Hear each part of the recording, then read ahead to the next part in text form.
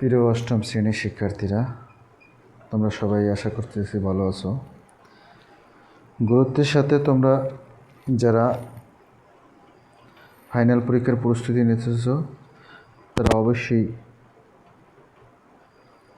বেশি বেশি লেখাপড়া করবে।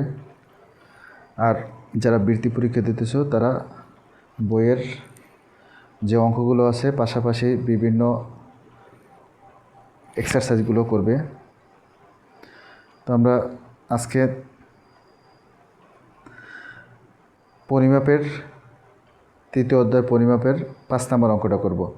একটি আয়তাকার ঘরের দৈর্ঘ্য প্রস্থের 1.5 গুণ, ক্ষেত্রফল 216 বর্গমিটার হলে পরিসীমা কত? এই চিত্রটা হলো একটা আয়তাকার ঘরের মতো দৈর্ঘ্য এবং প্রস্থ বলা হয়েছে। দৈর্ঘ্য প্রস্থের 1.5 গুণ। আমরা 5 নম্বরটা করব। ধরি প্রস্থ ক মিটার। তাহলে প্রস্থ ক মিটার হলে দৈর্ঘ্য তার 1.5 গুণ। তাহলে দৈর্ঘ্য সমান 1.5 গুণ 1.5 ইন্টু ক মিটার। এটা হলো দৈর্ঘ্য প্রস্থের 1.5 গুণ। তাহলে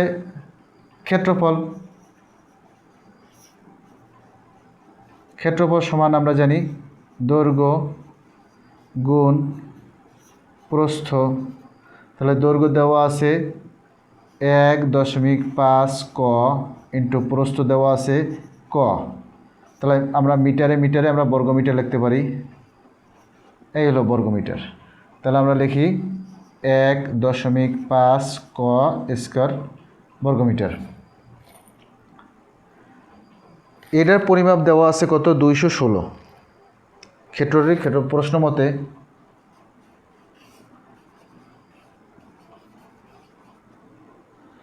এক 1.5 ক স্কয়ার সমান 216 বর্গমিটার।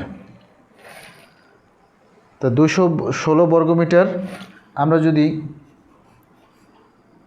ক স্কয়ার সমান যদি আমরা 1.5 ওই পাশে নেই তাহলে ভাগ হবে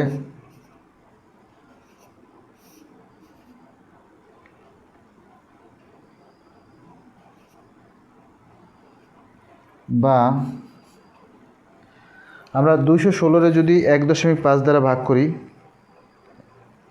তাহলে হয় 144। তাহলে ক স্কয়ার সমান 144 বা ক সমান √144। তাহলে আমরা ক সমান লিখতে পারি 12 × 144।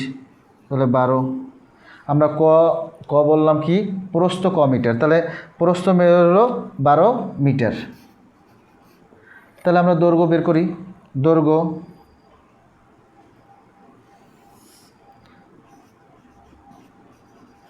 দৈর্ঘ্য সমান 1.5 ক। তা 1.5 ইন্টু ক এর মান হলো 12। 1.5-এর সাথে 12 গুণ করলে হয় কত? দেখি একটু ক্যালকুলেটর দিয়া। 18 মিটার। তাহলে আমরা প্রস্থ পেলাম 12 মিটার, দৈর্ঘ্য পেলাম 18 মিটার। প্রশ্নে আমার কাছে চাইছে যে আয়তাকার ঘরটির পরিসীমা কত। তাহলে আমরা লিখতে পারি ঘরের পরিসীমা। অতএব ঘরের পরিসীমা আমরা পরিসীমা জানি 2 ইন্টু দৈর্ঘ্য যোগ প্রস্থ। তাহলে 2 দৈর্ঘ্য হইল 18 যোগ প্রস্থ হলো 12। 18 আর 12 হলো 30 সমান 30 দুগুণে 60 মিটার। এটা হলো আয়তাকার ঘরটির পরিসীমা 60 মিটার। তাহলে আমরা অঙ্কটির সমস্যা সমাধান করলাম। এরপরে আমরা 6 নাম্বার অঙ্কটা সমাধান করব।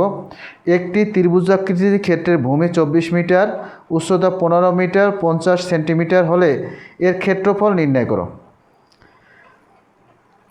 আমরা জানি ত্রিভুজ ক্ষেত্রে ক্ষেত্রফল সমান হাফ ইন্টু ভূমি ইন্টু উচ্চতা। তাহলে আমরা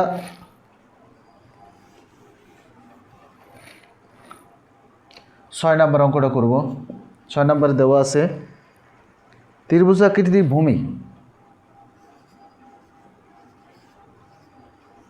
দেওয়া আছে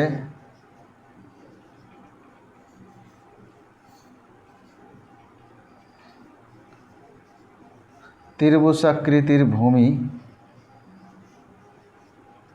24 মিটার। ত্রিভুজাকৃতির ভূমি দেওয়া আছে 24 মিটার।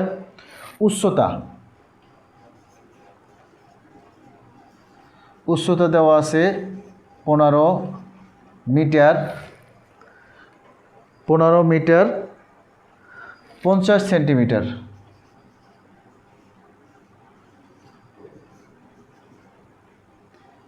তাহলে আমরা জানি 100 সেন্টিমিটার সমান 1 মিটার, তাহলে 50 সেন্টিমিটার হবে অর্ধেক, তাহলে 15.5 মিটার। আরেকটু যদি স্পষ্ট করে লিখি, 15 যোগ 50 সেন্টিমিটারে আমরা মিটার নিয়ে তুলে 0.5 মিটার, তাহলে 15.5 মিটার।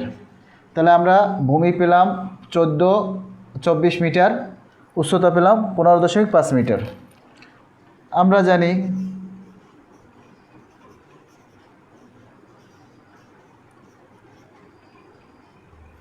ত্রিভুজ ক্ষেত্রে ক্ষেত্রফল সমান হাফ ইন্টু ভূমি ইন্টু উচ্চতা। ত্রিভুজের তাহলে আমরা লিখি ত্রিভুজের ক্ষেত্রফল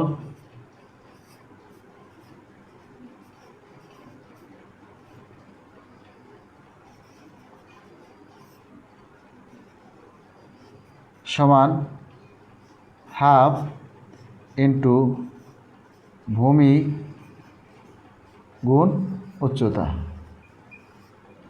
তাহলে হাফ ইন্টু ভূমি হলো 24, উচ্চতা হলো 15.5। তাহলে 2 দিয়ে যদি আমরা 12 কাটি, 24 12 দুগুণ 24, 12 গুণ 15, 12 গুণ 15 হয় 186 বর্গ মিটার। তাহলে আমাদের 6 নম্বরে আমার অঙ্কে চাইছে যে ত্রিভুজ ক্ষেত্রের ক্ষেত্রফল নির্ণয় করো। তাহলে ত্রিভুজ ক্ষেত্রের ক্ষেত্রফল হলো 186 বর্গ মিটার। ভালো থাকো সবাই, অবশ্যই চ্যানেলটাকে নতুন হয়ে সাবস্ক্রাইব করে দেওয়া। ধন্যবাদ সকলকে।